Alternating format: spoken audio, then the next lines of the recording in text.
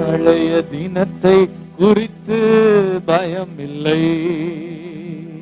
நாதன் இயேசு எல்லாம் பார்த்து கொள்வார், எல்லாம் பார்த்து கொள்வார். நாளைய தினத்தை குறித்து பயம் இல்லை. நாதன் இயேசு எல்லாம் பார்த்து கொள்வார், எல்லாம் பார்த்து கொள்வார். ஆண்டவர் எனது வெளிச்சமும் நீக்குமானார், எதற்கும் பயப்படேன் சொல்லுவோமா.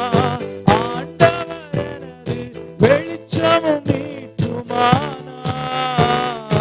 எதற்கும்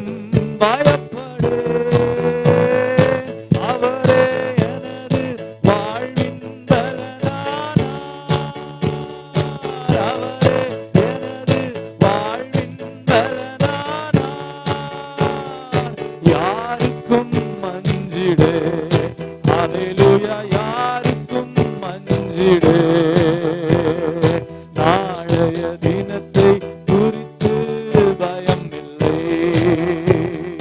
நாதன் இயேசு எல்லாம் பார்த்து கொள்வார், எல்லாம் எதை குறித்து பயப்படுகிறீர்களோ நாளைய தினத்தை குறித்து பயம் இல்லை. நாதன் இயேசு எல்லாம் பார்த்து கொள்வார், எல்லாம் பார்த்து கொள்வார். கேடு வரும் நாளில் கூடார மறைவினிலே ஒளித்து வைத்திடுவார்.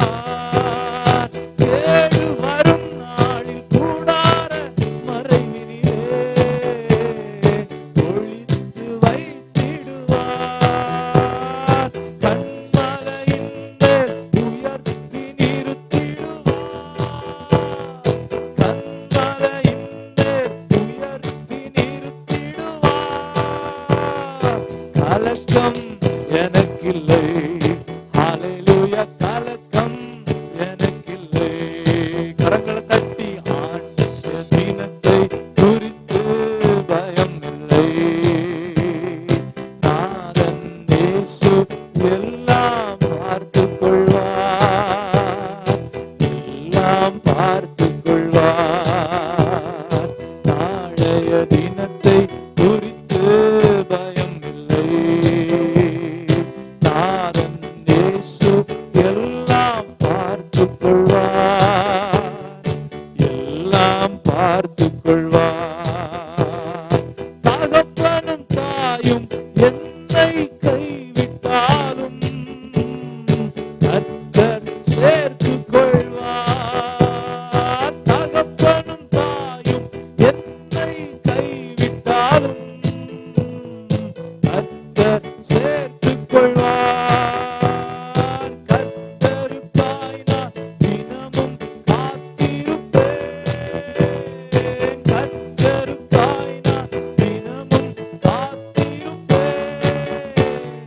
புது பலன் பெற்றிடுவேன், ஹல்லேலூயா, புது பலன் பெற்றிடுவேன்.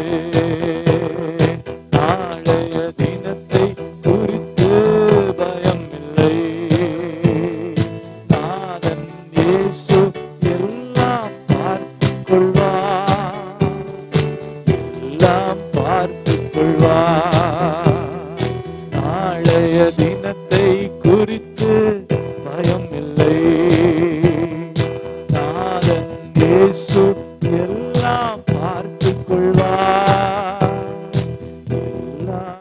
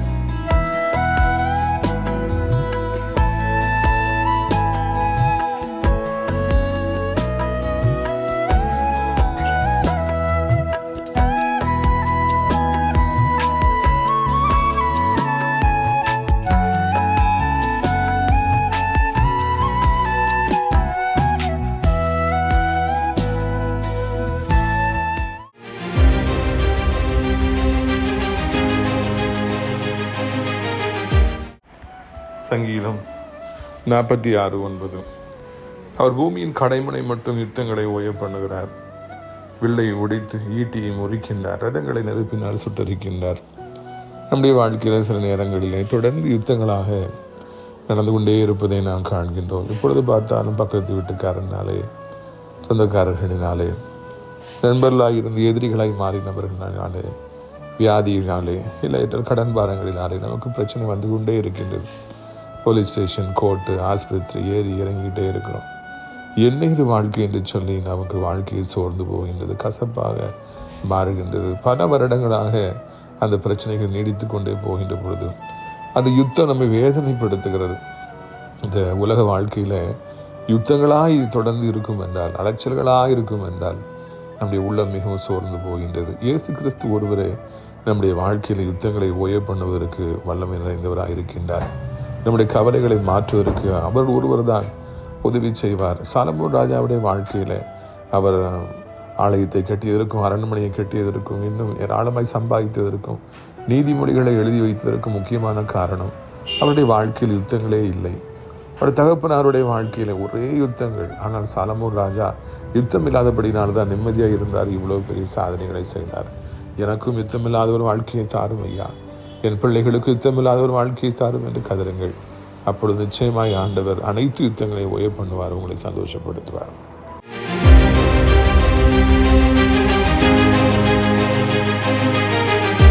சிறியவனை பொழுதிலிருந்தும் எளியவனை குப்பையிலிருந்தும் எடுத்து உயர்த்தி ராஜாக்களோடும் பிரபுக்களோடும் வந்திருக்க செய்கிற அருமை ஆண்டவர் இயேசு கிறிஸ்துவின் இனிதான நாமத்தினாலே இந்த சத்தத்தை கேட்கின்ற அனைத்து தேவனுடைய பிள்ளைகளுக்கும் என்னுடைய அன்பான வாழ்த்துகள். நீங்கள் கோடா கோடியாய் பெருகுவீர்களாக, உங்கள் பிள்ளைகள் கோடா கோடியாய் பெருகுவார்களாக என்று வாழ்த்துகிறேன். பிரியத்துக்குரியவர்களே, இந்த நாளிலே உங்களை சந்திப்பது அதிக சந்தோஷம், அதிக மகிழ்ச்சி. நாள்தோறும் நம்முடைய நிகழ்ச்சிகளை பாருங்கள், உங்களுக்கு ஆசீர்வாதமாக இருக்கும் என்று நீங்கள் நினைத்தால் அநேகருக்கு நீங்கள் இதை அறிமுகப்படுத்துங்கள். நம்ம செய்திகளை ஃபார்வேர்டு பண்ணுங்கள். யூடியூப் சேனலை சப்ஸ்கிரைப் பண்ணுங்கள். கர்த்தர் உங்களை ஆசீர்வதிப்பாராக. பிரியத்துக்குரியவர்களே, அது மாத்திரமல்ல, அடைக்கலான் குருவி எனப்பட்ட ஒரு ஆவிக்குரிய முதியோர் உள்ளம் நாஸ்திரே தேவனுடைய மாளிகைக்குள்ளாக இருக்கிறது. எத்தனை பேர் அங்கே ஆறுதல் அடைஞ்சிருக்காங்க. நீங்களும் கூட தமிழ்நாட்டில் எங்கே இருந்தாலும் வயதான காலத்தில் ஆவிக்குரிய முதியோர் உள்ளம் எனக்கு தேவை என்றால் நீங்கள் இங்கே வரலாம். தினந்தோறும் சிறப்பு ஜபங்கள் உண்டு, 3 வேளையும் சிறப்பான உணவுகள் உண்டு. அநேகருக்கு அறிமுகப்படுத்துங்கள். கர்த்தர் உங்களை ஆசீர்வதிப்பார். யோவான் 8வது அதிகாரம் 1வது வசனம் முதல். இயேசு ஒலிவ மலைக்கு போனார். மறுநாள் காலையில் அவர் திரும்பி தேவாலயத்துக்கு வந்த பொழுது ஜனங்கள் எல்லாரும் அவரிடத்தில் வந்தார்கள். அவர் உட்கார்ந்து அவர்களுக்கு உபதேசம் பண்ணினார். அப்பொழுது விபச்சாரத்தில் கண்டுபிடிக்கப்பட்ட ஒரு ஸ்திரீயை வேதபாரகரும் பரிசேயரும் அவரிடத்தில் கொண்டு வந்து அவளை நடுவில் நிறுத்தி, போதகரை, இந்த ஸ்திரீ விபச்சாரத்தில் கையும் மெய்யுமாய் பிடிக்கப்பட்டாள். இப்படிப்பட்டவர்களை கல்லெறிந்து கொலை செய்ய வேண்டும் என்று மோசே நியாயப்பிரமாணத்தில் கட்டளையிட்டிருக்கிறார். நீர் என்ன சொல்லுகிறீர் என்றார். இந்த அதிகாரத்தை வாசிக்கிற பொழுதெல்லாம் எனக்கு ஒன்று தான் ஞாபகத்துக்கு வரும். நம்ம ஊரில் வெள்ளாட்டு மந்தை அப்படிம்பாங்க. வெள்ளாட்டு கூட்டம் என்ன செய்யும்னா ஆயிரக்கணக்கில் வரும், 100 கணக்கில் அங்கேருந்து குடுன்னு ஓடி வரும். மொத்தமாக ஓடி வருவாங்க. பார்க்குறதுக்கு கண்கொள்ள காட்சியாக இருக்கும். ஆடு எந்த பக்கம் சாயுதோ தாவுதோ, 2வதுலேருந்து அந்த 10,000வது ஆடு வரைக்கும் என்னன்னே யோசிக்காது. அது சாஞ்சிட்டதுனால நானும் சாய்வேன், நானும் இந்த பக்கம் குதிப்பேன் அப்படின்னு பின்னால் குதிக்கும். பிறகு நேராக ஓடுவாங்க, ஓடிட்டே இருப்பாங்க. பிறகு அந்த முதல்ல போராடு வேற ஒரு பக்கமாக சாயும். உடனே எல்லாரும் அந்த பக்கமாக குதிச்சு பின்னாலே ஓடுவாங்க. இது வெள்ளாட்டு கூட்டம் என்று சொல்லுவார்கள். அந்த அப்படி மொத்தமாக சாயும். ஒரு ஆடு அங்கே போகுது, நம்ம இன்னொரு ஆடு இங்கே போவோம் அப்படின்னு நினைக்க மாட்டாங்க. ஆடு எங்கே சாயுதோ அங்கே தான் அத்தனை ஆடுகளும் சாய்வார்கள்.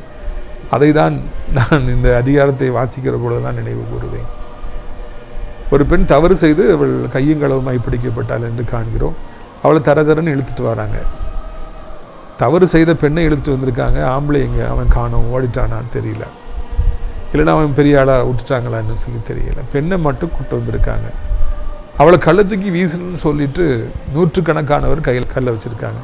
யூதர்களுக்கு ஒரு பழக்கம் இருந்தது, எதுக்கு எடுத்தாலும் கல்லை தூக்கி வீசி எரிஞ்சு கொண்டுருவாங்க. அங்கங்கே பார்ப்பாங்க, கல் இருக்குன்னா கல் எடுத்து மொத்தமாக வீசும்பொழுது ஒரு மனிதன் செத்து போவான்.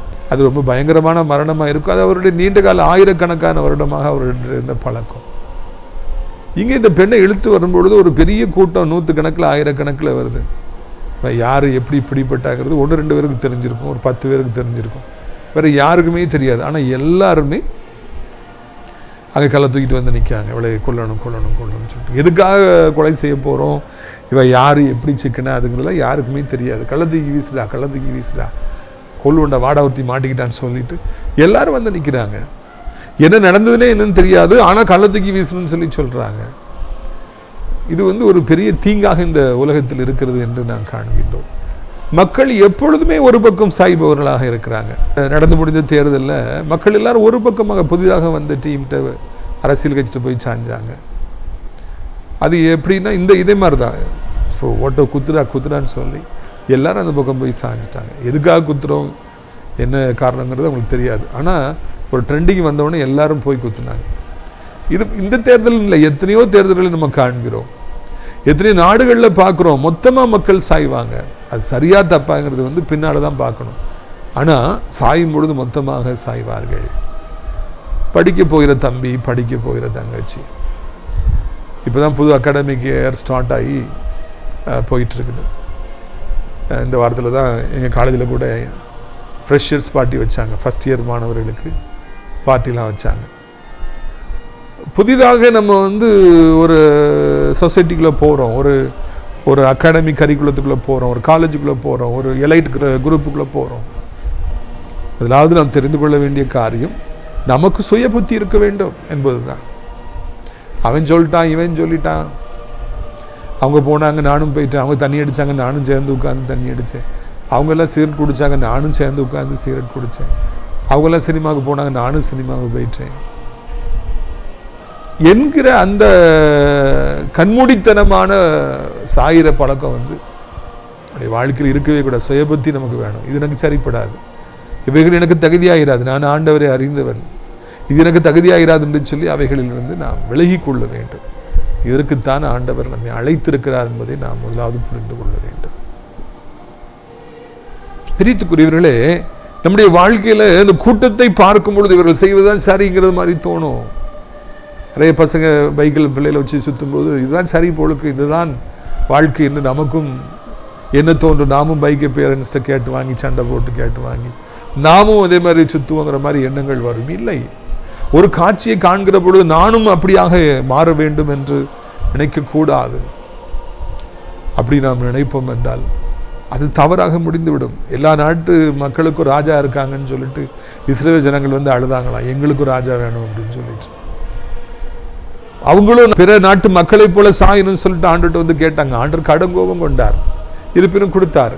மன்னாவை விட்டு அவர்கள் இறைச்சி கேட்ட பொழுது கடுங்கோபம் கொண்டார். எல்லாரும் இறைச்சி சாப்பிட்றாங்க, எங்களுக்கு இறைச்சி இல்லை, கொடுத்தார். ஆனால் அது பின்னால் தீங்காக முடிந்தது என்று நாம் காண்கின்றோம். எல்லாரும் போகிற பாதையில் நாமும் இழுத்து செல்லப்படக்கூடாது. ஒரு ஊட்ட ஜனம் போகிற பொழுது நாமும் அப்படி பின்னால் பெயரக்கூடாது.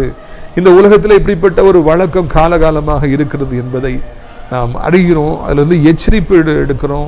நாம் வந்து சுய புத்தியோட வாழணும் தவிர்த்து இப்படி மொத்தமாக சாயக்கூடாது என்கிற அந்த பாடத்தை கற்றுக்கிறோம். இன்னொன்று, நியாய தீர்ப்பு கொடுக்கறதுக்கு நம்ம யார்? கள்ளத்துக்கு எரிஞ்சு கொள்றதுக்கு நியாய தீர்ப்பு கொடுக்கறதுக்கு நம்ம யார்? ஒருத்தர் மேலே எவ்வளோ ஈஸியாக குற்றம் சுமத்துறாங்க. ஆனால் அந்த மாதிரி நியாய தீர்ப்பு கொடுக்கறதுக்கெல்லாம் கர்த்தரமே அழைக்கலை. ஒருத்தரை வந்து குற்றம் சுமத்துறோம்னா நாம் குற்றம் சுமத்தப்படுவோம், பிறர் மேலே குற்றம் சுமத்துறோம், நீ குற்றம் சுமத்தப்படுவாய் என்று வார்த்தை சொல்லுகிறது. கல்லை தூக்கி வீசுறது ஈஸி, ஆனால் அது நம்ம மேலே திரும்புறதுக்கு எவ்வளோ நேரம் ஆகும்? நம்மளும் அப்படி எல்லாரும் குற்றம் சொல்கிறதுக்கு எவ்வளோ நேரம் ஆகும்? நியாய தீர்ப்பு வழங்குறதுல இன்றைக்கி ஜனங்கள் ரொம்ப அவசரப்படுறாங்க. ரொம்ப இன்பமாக அவங்களுக்கு இருக்குது. இல்லை, நாம் யாருக்கு நியாய தீர்ப்பு வழங்க வேண்டாம். ஆண்டவர் ஒருவரே நீதி உள்ள நியாயாதிபதி, அவர் தான் நீதி செய்வார், நியாயம் செய்வார். நமக்கு அந்த தகுதி இல்லை. நாம் இதை மாதிரி விஷயங்களில் தலையிடாமல் இருப்பது நல்லது. ஊழியக்காரர்களை குறை சொல்கிறவர்கள், இன்னும் பெரிய பெரிய ஆட்களை குறை சொல்கிறவங்க நிறைய பேர் இருக்காங்க, அவங்க சொல்லட்டும். நமக்கு அப்படிப்பட்ட அழைப்பு இல்லை, அது நமக்கு தேவையும் இல்லை என்று ஒதுங்கி கொள்ள வேண்டும். இந்த விஷயத்தில் ஆண்டவர் என்ன சொல்கிறாருன்னு சொல்லி பார்க்குறதுக்கு அவ்வளோ ஆண்டவர்கிட்ட கொண்டு வந்து நிறுத்துறாங்க. இப்படி மாட்டிக்கிட்டா நாங்கள்லாம் கள்ளத்துக்கு வீச போகிறோம், மோசை அப்படி தான் சொல்லியிருக்காரு, நீர் என்ன சொல்கிறீர்? அவர்கிட்ட வந்து குற்றம் கண்டுபிடிக்கும்படியாக, அவர் மனதில் என்ன இருக்குங்கிறத வாயிலிருந்து தோண்டி எடுக்கும்படியாக ஆண்டவர்கிட்ட வந்து அவங்கெல்லாம் வந்து நிற்கிறாங்க. நீ என்ன சொல்கிறீர்? அவருக்கு இந்த பிரச்சனைக்கு சம்பந்தமே இல்லையா? அவர் ஊழியம் செஞ்சிட்டு இருக்காரு, போதகம் பண்ணிட்டு இருக்காரு, உபதேசம் செஞ்சிட்டு இருக்காரு. அவர்கிட்ட இவ்வளோ கொண்டு வந்து நிறுத்தி அவரை சோதிக்கிறதுக்காக நீர் என்ன சொல்றீர் அப்படின்னு சொல்லி கேட்குறாங்க. ஒரு பெரிய உள்நோக்கம் இருக்கிறது, குற்றம் கண்டுபிடிக்க வேண்டும் என்று சொல்லி அவர்கள் வந்திருக்காங்க. அதை ஆண்டவர் உடனே புரிஞ்சுக்கிறார், இவங்க இதுக்கு தான் வந்திருக்காங்கன்னு சொல்லி உடனே புரிஞ்சுக்கிறார். இதே மாதிரி நம்மகிட்ட அங்கே போகிற பால் இங்கே போகிற பால் நம்மகிட்ட வரும், நீ என்ன சொல்கிறாப்பான்னு சொல்லி கேட்பாங்க. நான் ஒன்றும் சொல்லலை, நான் என்ன சொல்ல முடியும்? ஒதுங்கி கொள்ள வேண்டும். தேவையில்லாமல் வார்த்தையில் விட்டுறாதீங்க. யார்கிட்டையும் எந்த காரியத்தை குறித்து தேவையில்லாமல் எந்த வார்த்தையும் விட்டுறாதீங்க. ஏனென்றால் நம்முடைய வார்த்தைகளை வானத்து பறவைகளும் எடுத்துக்கொண்டு செல்லும் என்று வார்த்தை சொல்லுகிறது. நாம் இதை சொல்லிட்டோன்னு சொல்லி யார்ட்டையாவது போய் தவறாக சொல்லி கண்ணு காது மூக்கு வைத்து நமக்கு பல பிரச்சனைகளை கொண்டு வருவாங்க. அதனால் எதை பற்றி யார் என்ன நீங்கள் என்ன சொல்கிறீங்கன்னு கேட்டால் அப்படியா அப்படின்னு சொல்லிட்டு போயிட்டே இருங்க. உங்கள் கருத்துக்களை அவசரப்பட்டு சொல்லாதீங்க. பொறுமையாக இருங்கள், நிதானமாக இருங்கள். அங்கே ஆண்டவர்கிட்ட அவங்க சொல்கிறாங்க, நீர் என்ன சொல்கிறீர் களத்துக்கு வீச போகிறோன்னு ஓயின்னு இருக்காங்க. அப்போ அவர் என்ன செஞ்சார் பாருங்கள். இயேசுவோ குனிந்து விரலினால் தரையில் எழுதினார். அவர்கள் அவரை ஓயாமல் கேட்டுக்கொண்டிருக்கையில் அவர் நிமிர்ந்து பார்த்து, உங்களில் பாவம் இல்லாதவன் இவள் மேல் முதலாவது கல்லறிய கடவன் என்று சொல்லி அவர் மறுபடியும் குனிந்து தரையில எழுதினார். இவங்க என்னெல்லாமோ சொல்லிட்டு இருக்காங்க, ஆண்டு தரையில் அப்படியே ஏதோ எழுதிக்கிட்டே இருக்கார், பிஸியாக இருக்கார். நிமிர்ந்து கூட ஆண்டவர் பார்க்கல. அப்படியாவது பேர் வாங்கலான்னு சொல்லி அவர் எதிர்பார்த்துருக்கலாம். ஆனால் அவங்க போகிற மாதிரி இல்லை, விடா கண்டேன் கொடா கண்டேன்னு சொல்லிட்டு நீர் என்ன சொல்கிறீர், ஏதாவது சொல்லிதான் ஆகணும்னு சொன்னோடனே அவர் குனிஞ்சிக்கிட்டே தரையில் எழுதிட்டே பார்க்காமலே சொல்கிறார், உங்களில் பாவம் இல்லாதவன் முதலாதவன் மீது கல்லறிய கடவன் என்று சொல்லி. யாரோ ஒரு பெரிய பிரசங்கியார் என்றைக்கோ சொன்னது எனக்கு ஞாபகத்துக்கு வருகிறது. அவர் தரையிலே குனிந்து அங்கே நின்றவங்களுடைய பாவத்தெல்லாம் எழுதினார் அப்படின்னு சொல்லிட்டு அவர் சொன்னார். அது உண்மையாக பொய்யான்னு எனக்கு தெரியல.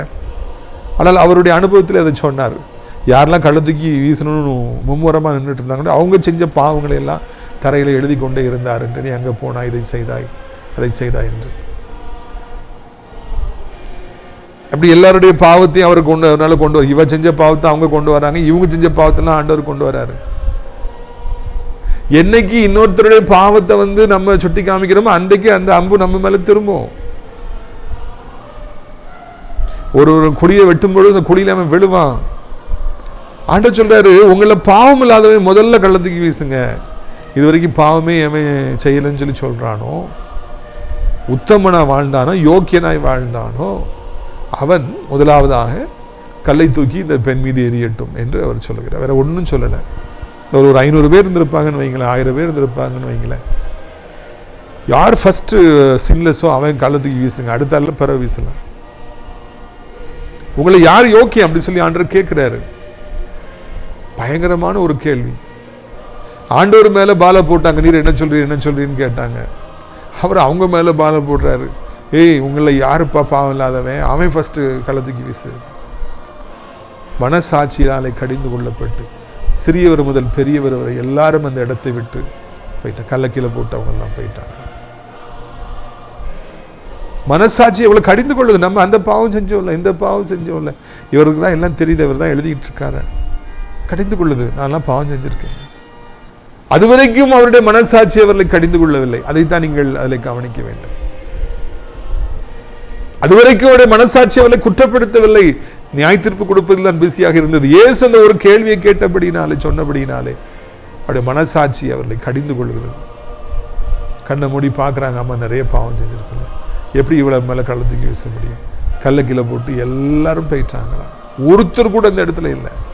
எல்லாருமே அயோக்கியப்பாளிகள் தான், எல்லாருமே பாவிகள் தான். இந்த உலகத்தில் இருக்கிற அனைவருமே பாவிகள் தான். யாரும் நான் யோக்கியன் என்று சொல்லுவதற்கோ, ஐ எம் மிஸ்டர் பெர்ஃபெக்ட் என்று சொல்லுவதற்கு ஒருவருமே இல்லை. நியாய தீர்ப்பு கொடுப்பதற்கு ஒருவருக்கும் அதிகாரம் இல்லை. எல்லோரும் போயிடுறாங்க. ஆண்டவர் நிற்கிறாரு, அங்கே உட்கார்ந்து எழுதிட்டு இருக்காரு, அந்த பொண்ணு மட்டும் நிற்கிது, மிச்சம் எல்லாரும் போயிடுறாங்க. பெரிய மந்தை கூடியது, பெரிய மந்தை விலகியது. ஒரு நிமிஷத்துல கூடிச்சு களைஞ்சி போச்சு, அவ்வளவுதான். இந்த மாதிரி கூட்டெல்லாம் கூடும், பிறகு களைஞ்சி போயிடும், இல்லாமலே போயிடும். ஆண்டவர் ஒன்று அந்த ஸ்திரீயை நிமிர்ந்து பார்த்து, வேறு ஒருவரையும் காணாமல், ஸ்திரீயை உண்மையில் குற்றம் சாட்டினவர்கள் எங்கே? ஒருவனாயிலும் உன்னை ஆக்கினைக்குள்ளாக தீர்க்கவில்லையா என்றாள். இல்லை ஆண்டவரே என்றாள். அதுக்கு இயேசு அவளை நோக்கி, நானும் உன்னை ஆக்கினைக்குள்ளாக தீர்க்கலை, போ, இனி பாவம் செய்யாதே என்றாள். ஆச்சரியப்படுற, என்னம்மா உங்களை நிறைய பேர் குற்றம் சாமித்துறாங்களா, ஒருத்தரும் இல்லையா, எல்லாரும் போயிட்டாங்களா? ஆமாய்யா, எல்லாம் போயிட்டான், எல்லாம் ஓடிட்டான். ஆண்டவரே ஆச்சரியப்படுறாரு, என்ன ஒருத்தர் கூட காணும், எல்லாம் போயிட்டாங்களா? எல்லாரும் போயிட்டாங்க. மழை போல வருகிற பிரச்சனைகள் பனி போல நீங்கி போகின்றது. அப்படி வாழ்க்கையில் சில நேரங்களில் பெரிய பிரச்சனைகள், கஷ்டங்கள் வரும். உன் கதையை முடிச்சிட்டேன்னு சாத்தான் சொல்லி மிரட்டுவான். அவன் பொய்யனும் பொய்க்கு புதாகமாக இருக்கிறான். மழை போல சில பிரச்சனைகள் வரும், பனி போல அவைகள் அப்படியே நீங்கி போயிடும், ஒண்ணுமே இல்லாமல் போயிடும். இன்னைக்கு நீங்கள் எதையோ கண்டு பயந்து கொண்டு இருக்கலாம். ஆஃபீஸில் பிரச்சனை வந்துடுமோ, அங்கே பிரச்சனை வந்துடுமோ, இங்கே பிரச்சனை வந்துடுமோ, நடுங்கிட்டு இருக்கலாம். நான் சொல்கிறேன், அந்த மழை மாறி வந்துட்டு இருக்கிற பிரச்சனை பனி மாறி அப்படியே ஒன்றுமே இல்லாமல் நீங்கி போயிடும். ஆண்டவர் அந்த பிரச்சனைகளை ஒன்றுமில்லாமல் ஆக்கி போடுவார். அந்த பெண்ணிற்கு மழை போல பிரச்சனை வந்தது, மரணம் பக்கத்தில் வந்துட்டு கல்லை தூக்கி வீசுக்கு ரெடியாக இருக்காங்க, தலை குனிந்து நிற்கின்றாள். அங்கோ ஆண்டவர் சொன்ன ஒரே ஒரு வார்த்தையினால எல்லாரும் நான் பாவிதான் சொல்லிட்டு கல்லை போட்டு போயிட்டாங்க. அவளை விட்டுட்டு போயிட்டாங்க.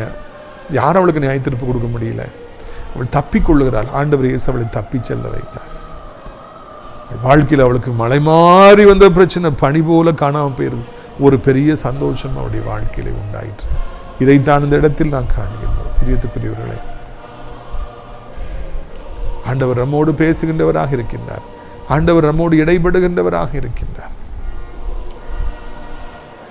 அவர் நினைத்தால் நம்முடைய வாழ்க்கையில எவ்வளவு பெரிய ஆபத்திலிருந்து நம்மை காப்பாற்ற முடியும், எவ்வளவு பெரிய துன்பத்திலிருந்து நம்மை காப்பாற்ற முடியும்.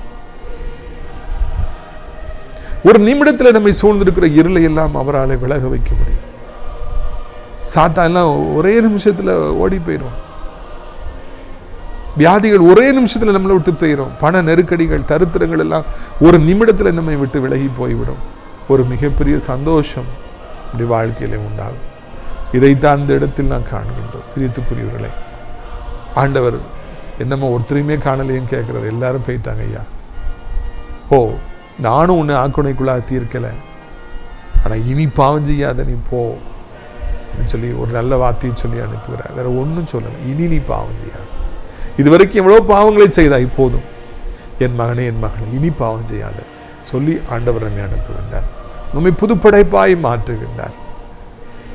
நம்மை ஆண்டவர் புதிய ஒரு மனிதனாய் மனுஷியாய் மாற்றுகிறார். இனி எல்லாம் நலமாக இருக்கட்டும், இனி வருகிற காலங்கள் எல்லாம் நலமாக இருக்கட்டும், இனி கெட்ட வார்த்தைகளை பேச வேண்டாம், இனி மதுபானம் செய்ய வேண்டாம், இனி தவறான காரியங்களில் ஈடுபட வேண்டாம் என்று ஆண்டவர் நமக்கு நல்ல ஆலோசனைகளை தருகின்றவராக இருக்கின்றார். ஆண்டவர் பழையவைகள்லாம் தூக்கி போட்டு குப்பையா போட்டு எண்ணம் இருந்து போட்டெல்லாம் ஒண்ணுமே இல்லை. இனி நல்லபடியா இருமா மகனே மகளே, இனி நல்லபடியா இருங்க. இனி வருகின்ற காலங்களை தான் கர்த்தர் சொல்லுகிறார். கடந்த காலங்களில் நம்ம செஞ்சதை யாரும் மாற்ற முடியுமா?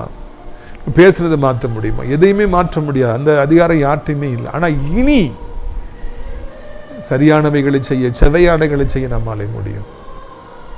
கடந்த காலமெல்லாம் வரலாறு, அதை மாற்ற முடியாது. ஆனால் இனி வருகிற காலங்கள், எதிர்காலங்களில் நாம் என்னென்னாலும் செய்யலாம். அதைத்தான் ஆண்டவர் நம்மிடத்தில் பேசுகின்றவராக இருக்கின்றார். பிரியத்துக்குரியவர்களை, எப்பொழுதும் கிறிஸ்துவுக்குள்ள சந்தோஷமா இருங்க. ஒரு காலத்தில் எப்படிலாமோ இருந்திருக்கலாம், என்னெல்லாமோ பாவம் பண்ணியிருக்கலாம், பரவாயில்லை. இனி வர்ற காலங்களில் ஒரு புதிய வாழ்க்கையை ஆரம்பியுங்கள். கிறிஸ்துவுக்கு உங்களை ஒப்பு கொடுங்கள். அப்படி அன்பை நினைத்து பாருங்கள். அவர் நியாயம் தீர்க்காமல், ஆக்கினை தீர்க்காமல் உங்களை மன்னித்து கொஞ்சம் புது ஜீவனை கொடுத்ததை, புது வாழ்க்கை தந்ததை, புது உயர்வுகளை தந்ததை, புது வேலையை தந்ததை, பிசினஸை தந்ததை நினைத்து கொள்ளுங்கள். அவருக்கு நன்றியோடு காணப்படுங்கள். இதுவரைக்கும் எதுக்கெல்லாமோ வாழ்ந்திருக்கலாம், இனி ஊழியத்துக்காக வாழுங்கள். ஆண்டவருடைய பணிக்காக உங்களை ஒரு அர்ப்பணியுங்கள். ஊழியம் ஆலயம் என்று சொல்லி வாழுங்கள். அப்பொழுது ஆண்டவர் உங்களுடைய வாழ்க்கையில் மிகப்பெரிய ஆசீர்வாதங்களை தருவார். உங்களை அநேகருக்கு ஆசீர்வாதமாய் மாற்றி கொடுப்பார். இதுவரைக்கும் தேவையில்லாத காரியங்கள், எவ்வளவோ காரியங்கள் ஈடுபட்டிருக்கலாம், இனி வர்ற காலங்களில் இன்னுமாயிருக்கும்படியாக கர்த்தர் செய்வார். உங்களுடைய ஆசீர்வாதங்களுக்காக நான் ஜெபிக்கும்படியாக விரும்புகிறேன். என்னோடு இணைந்து நீங்களும் ஜெபிப்பீர்களா? நாம் ஜெபிக்கலாமா? நாம் ஜெபிக்கலாம். அப்பா பிதாவே, இந்த ஆட்டு மந்தை கூட்டத்தை குறித்து நாங்கள் பார்த்தோம் ஐயா. ஒருத்தர் எங்கே சாயிறாங்களோ அங்கே தான் அவ்வளோ பேரும் சாய்வாங்க. எல்லாத்துலேயும் அப்படிதான். அது சரியா தப்பா, நல்லதா கெட்டதான்னு யாருக்குமே தெரியாது. அப்படிப்பட்ட கண்களை திறக்கிறீர், ஒரு கேள்வியை கேட்டு திறக்கிறீர் அப்பா. இறைவா, ஒருவரும் நீதிமான் அல்ல, எல்லாரும் பாவம் செய்து வழி விலகி ஏகமாய் கெட்டு போனார்கள். ஆனால் நியாய தீர்ப்பு கொடுக்குறவங்க எத்தனையோ பேர்களை பார்க்கிறோம். கர்த்தாவே, நீங்கள் தான் எப்படியாவது தலையிடணும், குறுக்கிடணும். நீங்கள் தான் கர்த்தாவே எப்படியாவது ஒவ்வொருவரையும் வாழ வைக்க வேண்டும் ஐயா. கிருபையில் ஐஸ்வரியமுடைய தேவனே, இப்படி வல்லமை இப்பொழுதே புறப்பட்டு போகட்டும். இப்படி வல்லமை இப்பொழுதே ஒவ்வொருவரையும் சந்திக்கட்டும் அப்பா. முக்கியமாக வியாதிப்பட்டு விபத்தை சந்தித்து ஒரு குலைந்து போய் படுத்து கிடக்கின்ற ஒவ்வொருவரையும் கர்த்தர் சந்திப்பீராக. எப்படியாவது உடைய பிள்ளைகளுக்கு ஆண்டவரே நீர் மனம் இறங்குவீராக. இன்னொரு சந்தர்ப்பத்தை தருவீராக. அவருடைய வியாதிகளை அவர்களை விட்டு நீக்குவீராக. அவருடைய கண்ணீரை துடைப்பீராக. இறைவா, உம்மாலே செய்ய முடியாத அதிசயம் இல்லை, சுகமாக்க முடியாத வியாதி இல்லை. கல்வாரி சிலுவையில் எல்லா வியாதிகளையும் சுமந்து விட்டீர் ஆண்டவரே. உடைய பிள்ளைகள் எதற்கும் பயப்பட வேண்டிய அவசியம் இல்லை. கண்ணீர் யாவையும் தொடங்க, வீக்கங்கள் வற்றி போகட்டும், புண்கள் மாறி போகட்டும், செயல்படாத அவயங்கள் செயல்படட்டும். புதிய ஜீவனை தாரும். இழந்து போன பழைய பலனை தார். நடக்க பலன் தாரும். மாடிப்படிகளை ஏறி இறங்க பலன் தாரும். ஆண்டவரே, வேலைக்கு செல்ல சம்பாதிக்க பிள்ளைகளுக்கு செய்ய வேண்டிய கடமைகளை செய்ய தேவையான பலனை தாரும். பிஸ்னஸ் பண்ணுறவங்களுக்கு ஜெபிக்கிறோம். போட்டி நிறைந்த உலகம், விலைவாசி ஏறிட்டே போது, தேவைகள் அதிகரித்து கொண்டே போகிறது. உடைய பிள்ளைகள் வெக்கப்படாதபடிக்கு அவர்களுக்கு நிரந்தரமான வருமானத்தை ஏற்படுத்தி தாரும். கடன் பிரச்சனைகளை சிக்கி வட்டிகளை சிக்கி தவிப்பவர்களுக்கு எப்படியாவது ராஜா நீங்கள் தான் ஆண்டவரை உதவி செய்ய வேண்டும். நீங்கள் தான் அவர்களை எப்படியாவது தப்புவிக்க வேண்டும். இயேசுவின் நாமத்தினால எல்லா இருளும் நீங்குவதாக, எல்லா காரிருளும் நீங்குவதாக. நம்முடைய பிள்ளைகளுக்கு எப்படியாவது அற்புதத்தை செய்வீராக, அதிசயத்தை செய்வீராக அப்பா. இயேசுவே, நம்முடைய பிள்ளைகளை தாழ்வில் நினைங்கப்பா. இயேசுவே, நம்முடைய பிள்ளைகளை ஆசீர்வதிங்கப்பா. நீங்கள் அப்படி செய்வீங்க, அதற்காக ஸ்தோத்திரம். இப்பொழுது கூட ஆண்டவரே கர்த்தாவே ஸ்தோத்திரம் அப்பா. குடும்பத்தில் பிரச்சனை, பிள்ளைகளால் பிரச்சனை, பக்கத்து வீட்டில் பிரச்சனை, வேலை பார்க்குற இடத்துல பிரச்சனை, சண்டை சச்சரவு, கசப்பு, நிம்மதியே இல்லை, தற்கொலை செய்து கொள்ளாமா என்று நினைக்கிறவர்களுக்கெல்லாம் ஆண்டவர் சமானத்தை கட்டளையிடுங்க. உலகம் தர முடியாத சமானத்தை தருகிறீர். நீர் சமான பிரபு. உடைய பிள்ளைகள் சமானத்தை தாருங்க. இரவு நல்ல நித்திரையை தாருங்க. சாப்பிட பலன் தாருங்க. ஓடியாட பலன் தாருங்க. கசப்புகள் நீங்கி சமானமாய் ஒரு மனதோடு வாழ உதவி செய்யுங்க. கொலை செய்ய வேண்டுகிற எண்ணங்களை, கெடுக்க வேண்டுகிற எண்ணங்களை, தடுக்க வேண்டுகிற எண்ணங்களை அவர்கிட்ட அப்புறப்படுத்தி போடுங்க. ஒரு சித்தத்துக்கு ஒப்பு கொடுக்க உதவி செய்யுங்க ஆண்டவரை. வயதானவர்கள் விழுந்து விடாதபடி காத்துக்கொள்ளுங்க. வாலிபத்தின் பாவங்கள், போதை, அடிமைத்தனங்களை சிக்கி வெளியே வர முடியாதபடி தடமாறி கொண்டிருக்கிற ஒவ்வொருவருக்காய் ஜெபிக்கிறவங்களை எப்படியாவது விடுவியும். உலகம் முழுவதும் அமைதி, சமாதானம், சந்தோஷம் உண்டாகட்டும். அனைத்து மக்களையும் ஆசீர்வதி. இம்மா ஏசப்பா பிள்ளைகள் ஒரு கால் வைக்கப்படாதபடி காத்துக்கொள்ளும். ஆசிரியர் திராட்சைப்பழ தோட்ட ஒளிகளை நேசிக்கிறேன். நம்முடைய நிகழ்ச்சிகள் நாள்தோறும் பார்க்குறேன். ஒவ்வொரு நல்ல உள்ளத்தையும் ஆசீர்வதிங்க. கர்த்தாவே, நீங்கள் பெரிய காரியங்களை செய்யுங்க, மகிமைப்படும். அடைக்கலான் குறிமதில் சேர அநேகரை அழைத்து கொண்டு வாருங்க. இயேசுவின் மூலம் ஜெபிக்கிறோம் நல்ல பிதாவே. என் ஆத்துமாவை கர்த்தரை ஸ்தோத்திரி. என் முழுமையுடைய பரிசுத்த நாமத்தை ஸ்தோத்திரி. என் ஆத்துமாவை கர்த்தரை ஸ்தோத்திரி. அவர் செய்த சகல உபகாரங்களையும் ஒரு பொழுதும் மறவாதே. கர்த்தராகிய இயேசு கிறிஸ்துவின் கிருபையும் பிதாவாகிய தேவனுடைய அன்பும் பரிசுத்தாடி அநியோன்யமில்லாத பிரசன்னம் உங்கள் அனைவரோடும் என்றைக்கு சதா காலங்கள் நிலைத்திருப்பதா. அல்லேலூயா.